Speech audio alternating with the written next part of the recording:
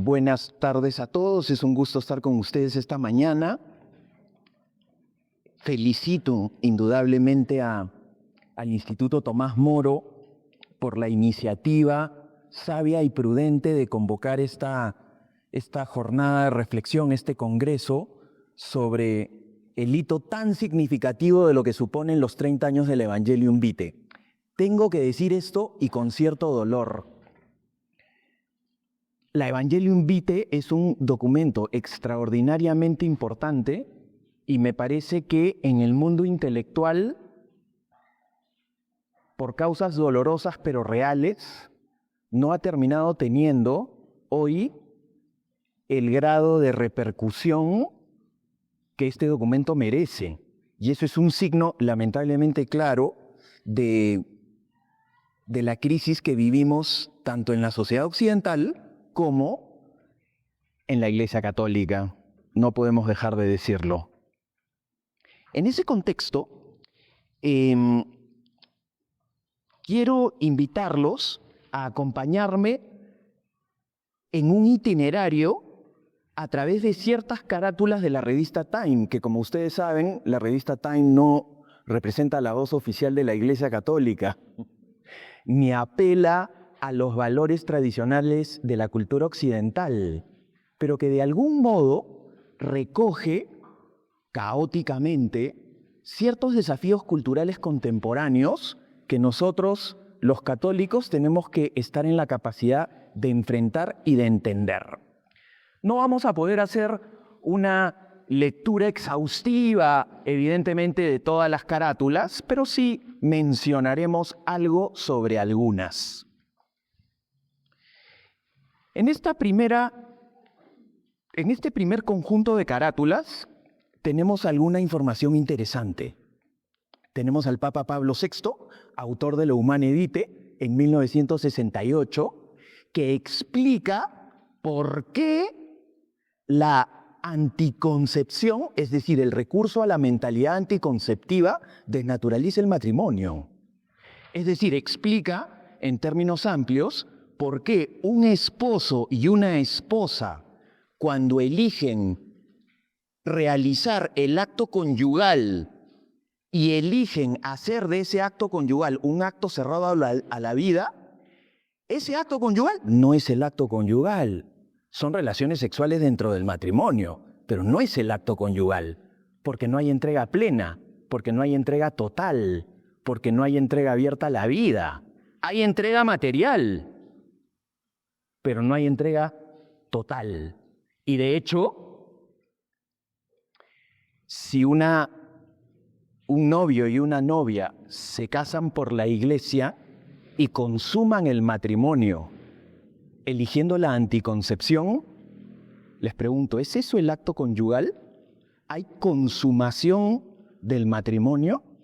Preguntas interesantes, preguntas complejas que apuntan a entender lo que voy a tratar de explicarles, el sentido de el objeto moral, es decir, el sentido de la comprensión de algo que vamos a tratar de resumir en la siguiente fórmula. Todo acto es sujeto de un discernimiento moral. Todo acto libre es sujeto de un juicio moral.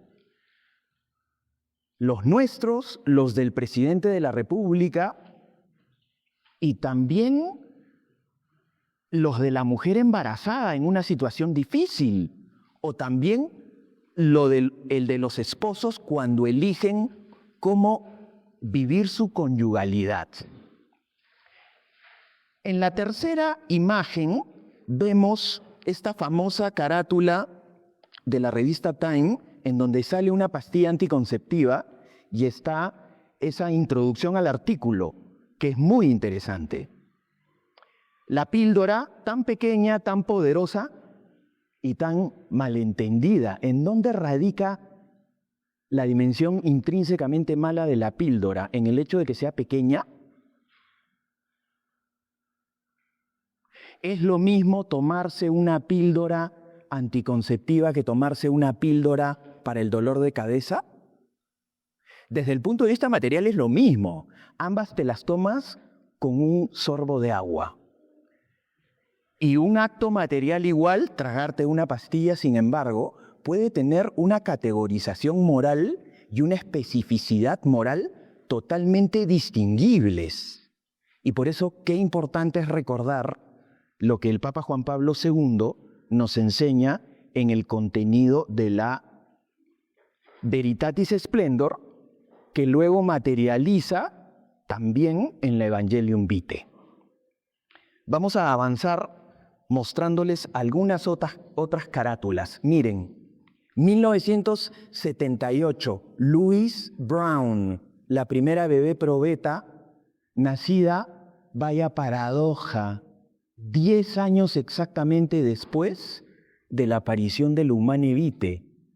Parece un chiste irónico, pero lamentablemente es verdad. Exactamente nace ella 10 años después, misma fecha, mismo día que la aparición del Humane Vitae. Y tenemos esa carátula, ¿no? The Test Tube Baby, ¿no? En fin, hay otras carátulas que son polémicas y que son interesantes. Esta de aquí que nos presenta, qué sé yo, la realidad de muchas parejas contemporáneas en donde deciden no tener hijos. Y por eso la pregunta es interesante, ¿no? Cuando tenerlo todo, en términos de compensaciones económicas, en términos de libertad para viajar, significa no tener hijos, significa vivir cerrado a la vida. En fin, no voy a comentar todas las carátulas porque si no, no voy a poder seguir avanzando. Pero, caramba, qué itinerario tan interesante que nos permite situarnos en un escenario que vale la pena comprender. El mundo occidental está en crisis. Y es evidente que está en crisis porque cuando nosotros desplazamos a Dios del espacio público y nos exaltamos a nosotros como la única norma moral para definir lo que está bien y lo que está mal, podemos, qué sé yo, autoconvencernos con una retórica triunfalista, que es lo que ha pasado. Pero en realidad, pregonando la libertad, terminamos siendo esclavos de nuestras propias pasiones, de nuestras propias miserias, de nuestras propias pobrezas. Mire, la Evangelium Vitae trata de muchos temas. En las exposiciones anteriores, particularmente recuerdo la de Luis Fernando, habló de 3 temas en donde se recuerdan 3 tópicos, en donde la Evangelium Vitae habla sobre la inmoralidad del aborto, habla sobre la inmoralidad de la eutanasia y habla también sobre la inmoralidad de matar al inocente. Pero es evidente que para llegar a eso se necesita una crisis antecedente y previa. Simplemente para terminar, hago un paréntesis aquí, para terminar lo de las carátulas de la revista Time, en esta pues tenemos el tema de una persona con identidad andrógina, es decir, el tema de la ideología de género, en donde ya la identidad sexual en realidad es un tema que uno elige. No digo que yo esté de acuerdo con esa posición, estoy describiendo la carátula y su título, ¿no? Esta, qué sé yo, separación ficticia entre la realidad de Dios y la realidad de la ciencia, como si fueran antagonismos. Y finalmente el tema de la consolidación del matrimonio homosexual. En fin, podemos pasarnos el día entero viendo carátulas de la revista Time. Todas son interesantes. Todas son interesantes, pero yo tengo unas charlas que darles, ¿no? Y no quiero que nos distraigamos. Pero, ¿por qué he utilizado este recurso? Porque creo que nadie pues, puede atribuirle a la revista Time tener el objetivo de, qué sé yo, implantar una agenda de carácter conservador en el debate cultural contemporáneo. Son un conjunto de revistas con un conjunto de carátulas que apelan a la discusión cultural y que nos hacen ver algo que el día de hoy estamos tratando de entender. Y es que, aunque nosotros vivamos en un mundo que navega hasta cierto punto con un conjunto de banderas de neutralidad permanente, hay valores que están en discusión de modo permanente y sostenido en diferentes ámbitos y en diferentes frentes. Y si uno no tiene claro lo que la Iglesia dice y lo que la Iglesia enseña, entonces no podremos o podremos no conocer en plenitud las razones que justifican nuestra esperanza y el por qué, en el fondo, la Veritatis Splendor, primero, y después la Evangelium Vitae, tienen razón. Miren, el tiempo es tiránico, pero quiero empezar con esta frase de George Weigel que me parece tan interesante. George Weigel no es cualquiera. George Weigel es el periodista conservador norteamericano que Juan Pablo II eligió él mismo para que fuese el autor de su biografía. No es una persona que escribió una biografía sobre el Papa Juan Pablo II solamente. Es la persona que Juan Pablo II, es la persona a la que Juan Pablo II le pidió que escribiese su biografía. Por lo tanto, tuvo acceso, tuvo entrevistas con el Santo Padre, tuvo la capacidad de conocer los pormenores de su pensamiento y de su background histórico y cultural, y por lo tanto es una voz autorizada para entender lo que el Papa pensaba en su obra y en sus enseñanzas. Dice George Weigel, la combinación del relativismo, el escepticismo y el nihilismo con la tecnología moderna es mortal. El relativismo, el escepticismo y el nihilismo pueden también hacer estéril a una cultura, en el sentido más literal. Es el drama de la Europa del siglo XXI en la que España perderá un cuarto de su población para el 2050 y en la que Alemania perderá el equivalente a la población de la antigua Alemania del Este para las mismas fechas. Un momento en el cual un 60% de los italianos no sabrán personalmente lo que es un hermano, un tío o un primo. Y yo pongo ahí la siguiente pregunta retórica. Tiempo de valoración histórica de la revolución sexual. ¿La revolución sexual es verdaderamente un triunfo del mundo moderno o es al contrario un episodio histórico en el que por la aparición de la píldora anticonceptiva, que es verdad que la mentalidad anticonceptiva no nace con la píldora anticonceptiva, pero la consolidación de este paradigma y la oportunidad de tener la certeza de poder dominar en sentido casi absoluto y separar la sexualidad y la procreación nos ha llevado al verdadero desarrollo. Uy, qué pregunta tan difícil. Miren,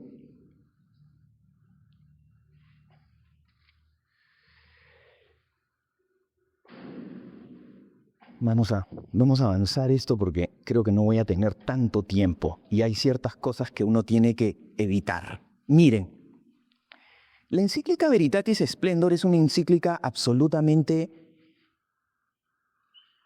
trascendente en la historia del mundo occidental. ¿Qué hace esta encíclica?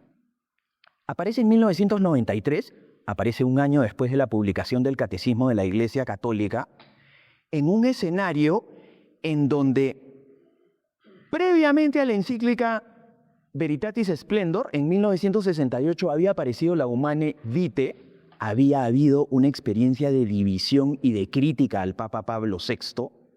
Pablo VI entró en una especie de situación de desesperación, eso lo cuentan quienes tuvieron la oportunidad de conocerlo. Casi no escribe nada en los años posteriores a su pontificado, después de la Humanae Vitae, y sin embargo muere, es elegido Juan Pablo I, es elegido Juan Pablo II, y Juan Pablo II, como bien dijeron en la exposición anterior, escribe este libro que se llama Amor y Responsabilidad, que en el fondo tiene que ser leído en sintonía con el tesoro de lo que es el desarrollo de su teología del cuerpo. Porque en el desarrollo de su teología del cuerpo, que va efectivamente desde el inicio de su pontificado hasta 1984, que es este conjunto de enseñanzas que se tienen que entender en su unidad y en su totalidad, que va dando Juan Pablo II en los Regina Celis y en los rosarios. Ustedes saben que los miércoles, cuando uno va a Roma, el Papa recibe a los peregrinos en una audiencia, y después del rezo del Regina Coeli, o después del rezo del Santo Rosario, el Santo Padre lo que hace es dar una catequesis. Pues bien, en unidad con la doctrina de la Humanae Vitae y en unidad, evidentemente, con el desarrollo de este libro, que es una joya, Amor y Responsabilidad, el Papa busca explicar el sentido cristiano de la sexualidad, el sentido cristiano de la esponsalidad, el sentido cristiano del cuerpo, el sentido cristiano de lo que es la entrega, para enseñarnos a entender que los católicos no somos puritanos. Los católicos no le tenemos miedo a las realidades sexuales, pero lo que sí queremos los católicos, indudablemente, es iluminar los desafíos contemporáneos, entre ellos el tema sexual, desde la razonabilidad de los argumentos que nos permiten entender, por decirlo así, el fundamento intelectual de la invitación a vivir la pureza, la integridad, la capacidad de dominio, el ser dueño de uno mismo. El matrimonio por arte de magia no corrige lo que la virtud no da. El matrimonio por arte de magia no hace santo lo que de modo antecedente y previo era torcido y pecaminoso. Y por eso hay que entender cuáles son las razones y los fundamentos de la doctrina antropológica de la Iglesia en materia de moral sexual y en materia de los desafíos de la vida, para entender que la Iglesia no apela a fundamentos de carácter puritano. En ese sentido, es evidente que la Veritatis Splendor recoge el famoso tema del objeto moral, del acto moral. Les decía, todo acto libre es sujeto de un juicio moral. Y hay actos que, siendo desde el punto de vista material equivalentes, tragarse una pastilla con agua, son desde un punto de vista moral totalmente distinguibles. No es lo mismo tragarse una pastilla con agua para enfrentar un dolor de cabeza que tragarse una pastilla con agua cuando uno tiene una voluntad, qué sé yo, abortiva. Y muchos de los desafíos contemporáneos, también en el mundo eclesial, nacen de esta confusión. Y por eso es importante que en la misma Iglesia sepamos cuál es la razón, que a veces no se entiende ni siquiera entre los curas, por la cual está mal que los esposos recurran a la anticoncepción como medio para evitar los embarazos dentro del matrimonio. Les decía hace un momento que dentro del matrimonio, también en la relación esposo y esposa, se pueden cometer muchos pecados. Un esposo puede pedirle a su esposa que se entregue a él de modo material, pero puede decirle, oye, guárdate para ti tu capacidad fecunda. ¿Qué cosa es lo que le está diciendo? Le está diciendo, en el fondo, que te quiere en cuanto objeto sexual. La capacidad de instrumentalizar al cónyuge existe siempre. Y por eso hay que purificar nuestro corazón y entender siempre lo que la Iglesia dice, aunque sea difícil de ser vivida. Evidentemente, vivir la virtud cristiana en términos integrales es difícil para mí, es difícil para ustedes y es difícil para todo el mundo, porque el Señor no nos quiere instalados en nuestra mediocridad. Bien, al respecto, Juan Pablo II, en 1993, nos dice, la moralidad del acto humano depende fundamentalmente del objeto elegido racionalmente por la voluntad deliberada. Así pues, para poder aprender el objeto de un acto que lo especifica moralmente, hay que situarse en la perspectiva de la persona que actúa. Por lo tanto, la Veritatis Splendor reafirma la doctrina de los actos intrínsecamente malos, es decir, reafirma la enseñanza de que hay actos que siempre y en toda circunstancia están mal. Por ejemplo, matar a un inocente. Por ejemplo, mentir, entendiendo la mentira como la negación de una verdad que una persona tiene derecho a saber, entendiéndola desde esa perspectiva. Si yo le pregunto a alguien, ¿cuánto dinero tienes tú en el banco? Tú no tienes el deber moral de decirme a mí cuánto dinero tienes tú en el banco. Pero si yo voy donde mi médico y le pregunto, doctor, ¿tengo cáncer o no tengo cáncer? Y el médico me niega una verdad que yo tengo derecho de saber, eso es un acto intrínsecamente malo. Matar a un inocente es un acto intrínsecamente malo. Provocar la muerte de un enfermo terminal, en el caso de la eutanasia, es un acto intrínsecamente malo. Por lo tanto, la reafirmación de que no existen absolutos morales es una realidad que repudia a la inteligencia. Repudia a la inteligencia. La inteligencia bien orientada es capaz de comprender desde el punto de vista racional que hay verdades fundamentales universales. El aporte de la Evangelium Vitae.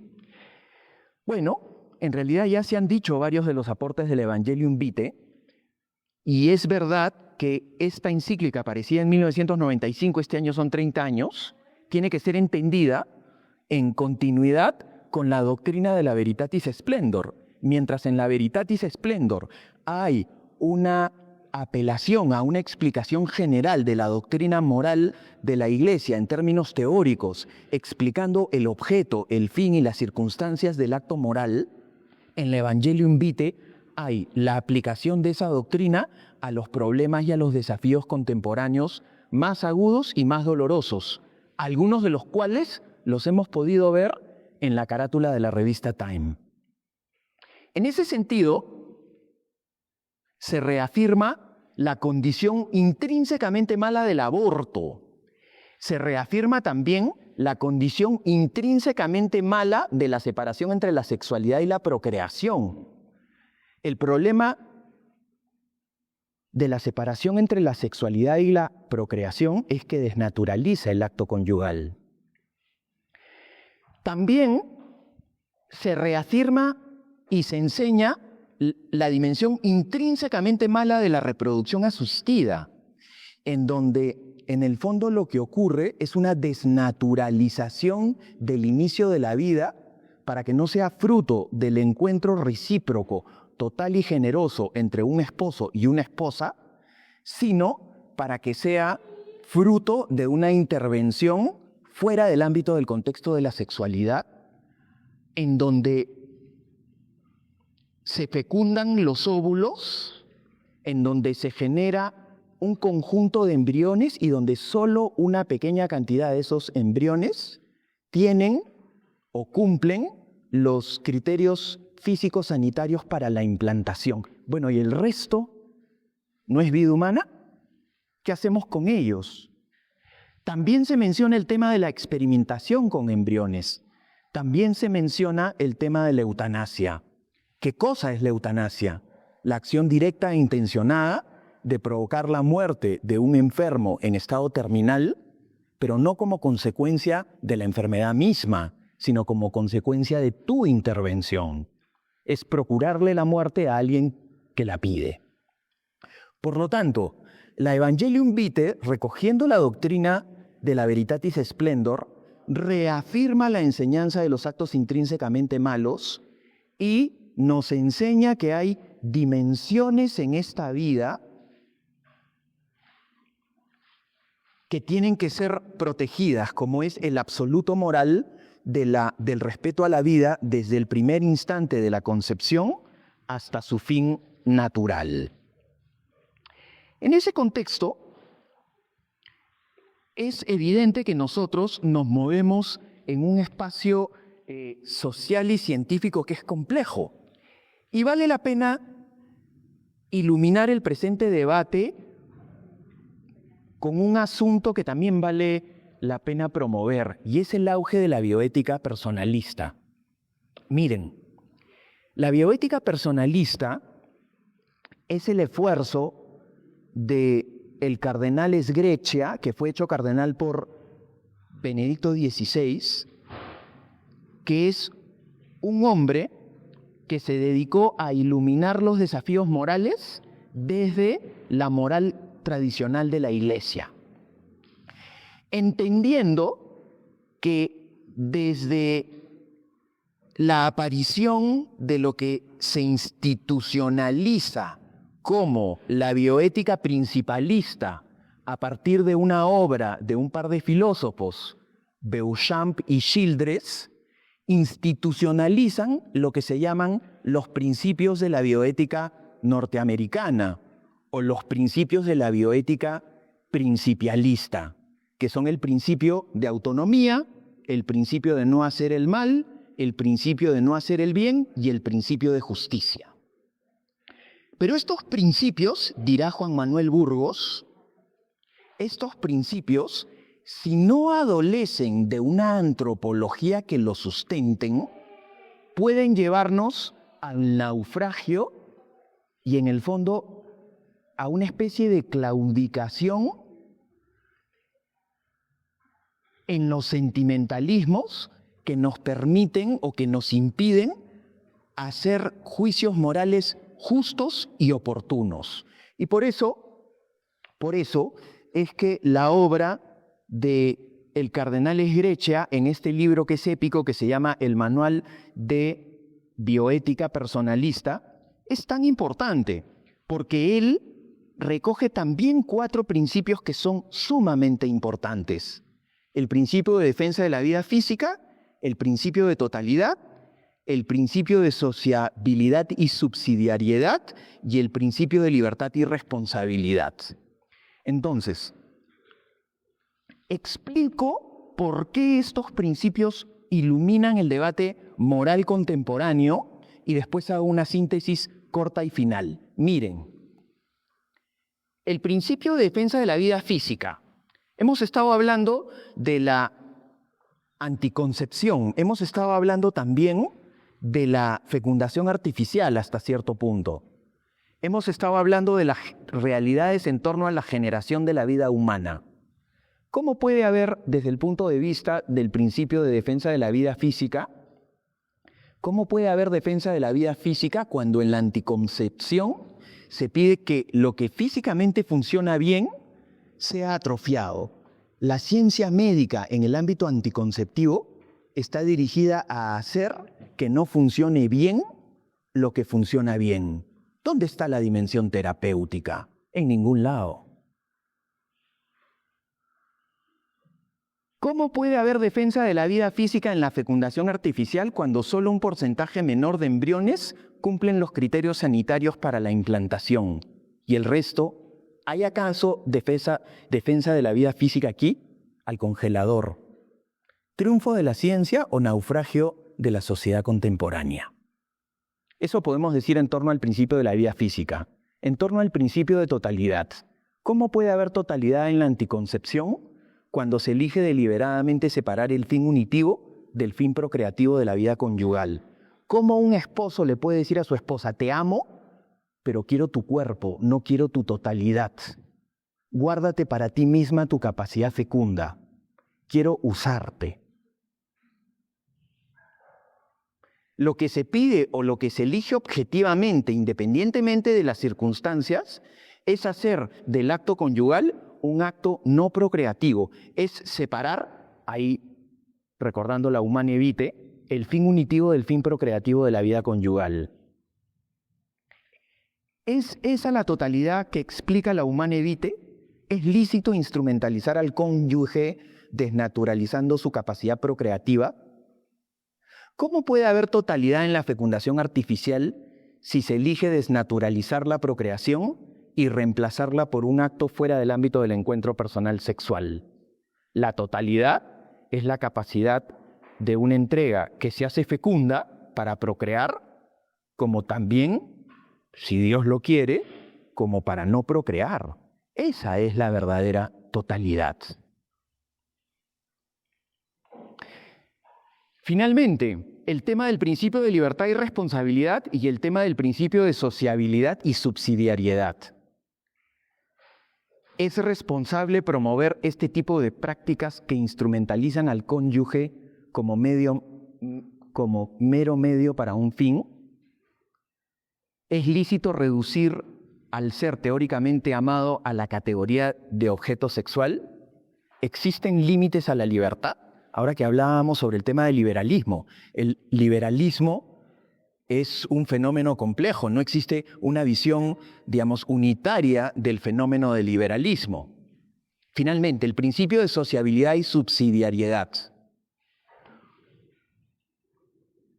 Es evidente que nosotros estamos involucrados con la defensa de la vida en el ámbito legal.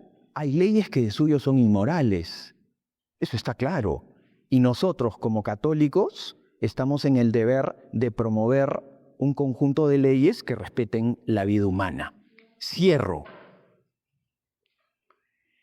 En el libro Tras la virtud de Alasdair MacIntyre, que plantea con clara agudeza el desafiante tema de las confusiones morales contemporáneas, después de analizar la complejidad de una cultura relativista, egocéntrica, voluntarista y nihilista, presentaba una comparación muy aguda, real, aunque también dolorosa. Esta vez escribía: los bárbaros no están esperando más allá de las fronteras, llevan tiempo gobernándonos, y de hecho, el hecho de no darnos cuenta es precisamente parte del problema. Estamos esperando no a Godot, sino a un nuevo, pero sin duda muy diferente, San Benito. Muy interesante frase que recoge que la sociedad occidental necesita, evidentemente, vivir un proceso de recuperación de los valores fundamentales que la constituyeron como una civilización. Difícil hacerlo si expulsamos a Dios del espacio público. Muchísimas gracias.